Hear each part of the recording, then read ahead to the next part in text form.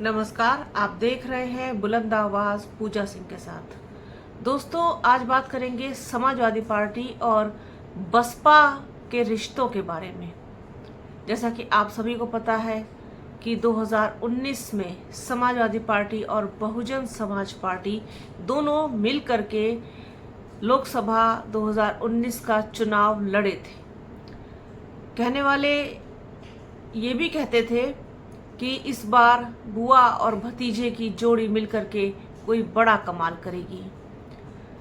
बहुत पॉजिटिव कहना चाहिए कि एटमॉस्फेयर में दोनों का गठबंधन हुआ, दोनों साथ में चुनाव लड़े और बसपा को 10 सीटें मिली थी। उस चुनाव में समाजवादी पार्टी को बसपा से कम सीटें हासिल हुई थी।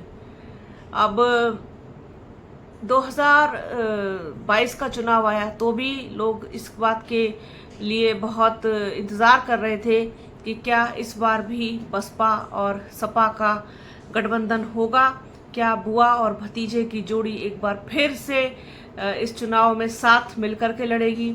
लेकिन ऐसा कुछ नहीं हुआ। दोनों ने चुनाव अलग अलग लड़ा। बहुजन समाज पार्टी को मात्र 1 सीट मिली और अखिलेश यादव को काफ़ी सीटें मिली थी। अब आता है 2024 का लोकसभा चुनाव। 2019 के बाद फिर से 5 साल बाद 2024 का लोकसभा चुनाव आया।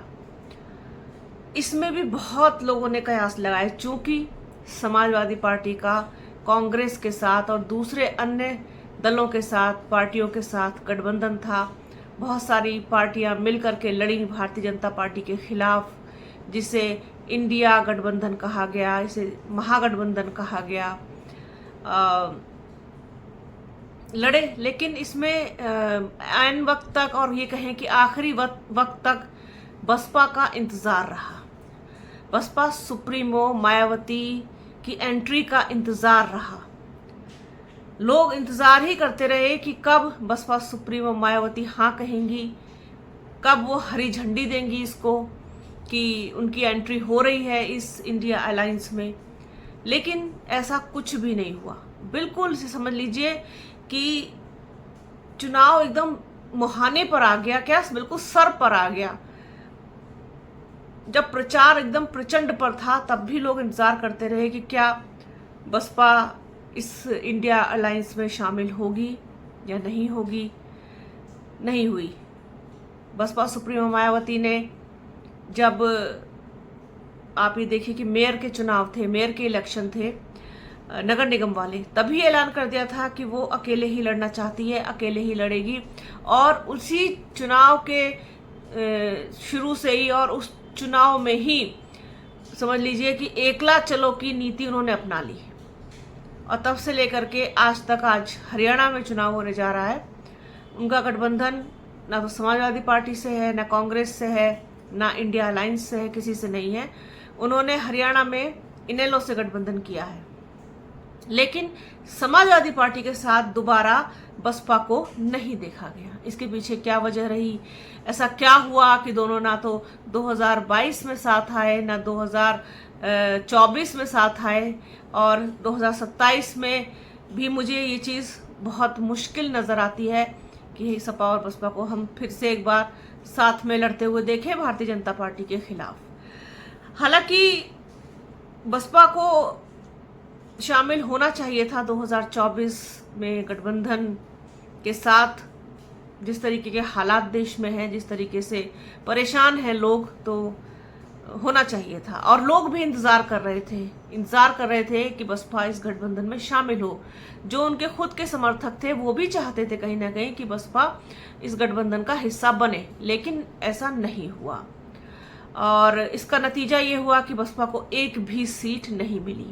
ऐसे में जो संकट, जो खतरा बसपा के अस्तित्व पर मंडरा रहा है, और उस वक्त भी मंडरा रहा था, वो और ज्यादा मतलब मजबूत हो गया खतरा। इस खतरे से बाहर कैसे निकल पाएगी बसपा? क्या उसे किसी के सहारे की जरूरत है अभी भी? क्या उसे किसी का हाथ थाम लेना चाहिए? क्या किसी का दामन पकड़ लेना चाहिए? ऐसे तो तमाम कयास हैं जो वक्त वक्त पर लगते रहते हैं और लगाए जाते रहते हैं।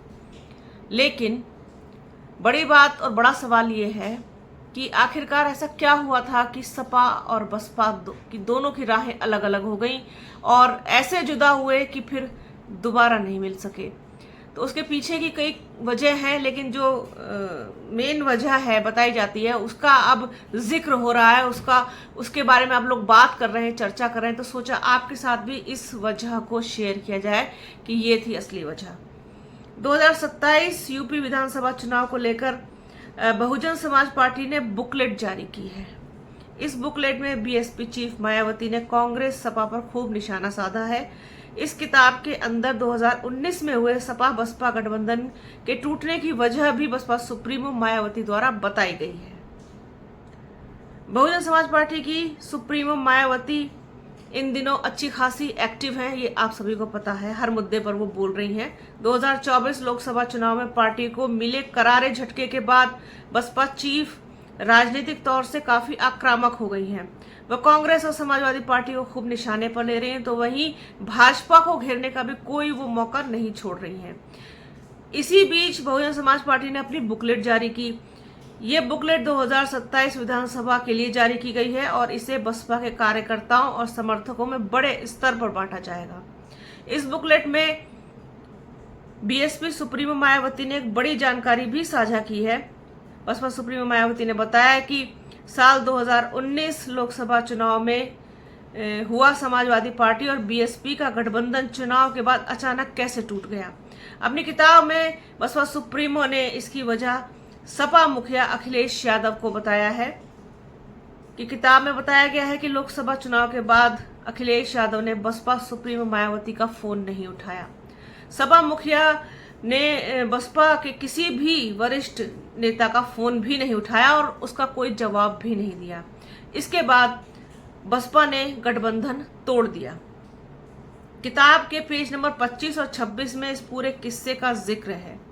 किताब में लिखा गया है कि 2019 के आम चुनाव में पुरानी बातें भुलाकर एक बार फिर से सपा चीफ अखिलेश यादव ने बसपा से गठबंधन की बात कही। गठबंधन करके चुनाव लड़ा गया।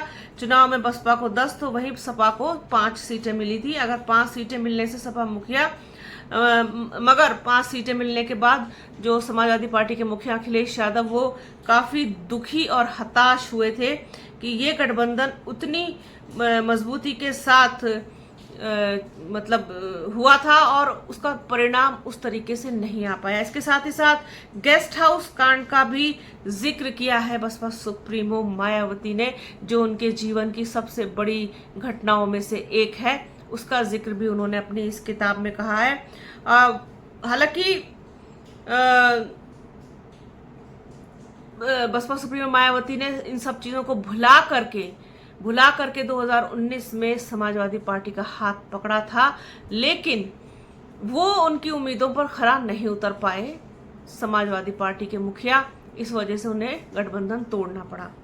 इसके अलावा बहुत सारी और बातें कही हैं उन्होंने ये भी कहा है कि जाति विशेष को छोड़कर सपा में किसी के लिए कोई जगह नहीं है।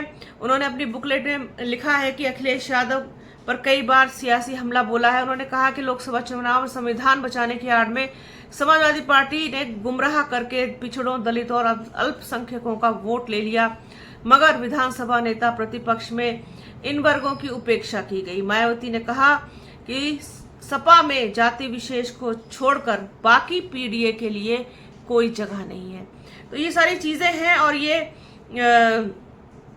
बहुत कहना चाहिए कि उनके दिल से निकली हुई चीजें हैं जिनका उन्होंने जिक्र किया है। और यही वजह है कि समाजवादी पार्टी और बसपा की राहें जुदा हो गई और उसके बाद वो अलग अलग ही हैं और किसी भी चुनाव में एक साथ एक बार फिर से नजर नहीं आए हैं, मंच साझा नहीं किया है। उसके बाद से आगे क्या होगा वो तो आगे ही पता चलेगा भविष्य में, क्योंकि राजनीति में कुछ भी स्थायी नहीं होता, बहुत जल्दी जल्दी परिवर्तित होता है। लोगों के मन भी बदलते हैं, हृदय भी बदलते हैं और परिस्थितियां भी बदलती हैं। तो इसमें कुछ कहा नहीं जा सकता कि जो है वही रहेगा या जो आज है वो कल नहीं होगा या जो कल नहीं होने की संभावना नहीं है वो आज नहीं हो सकता।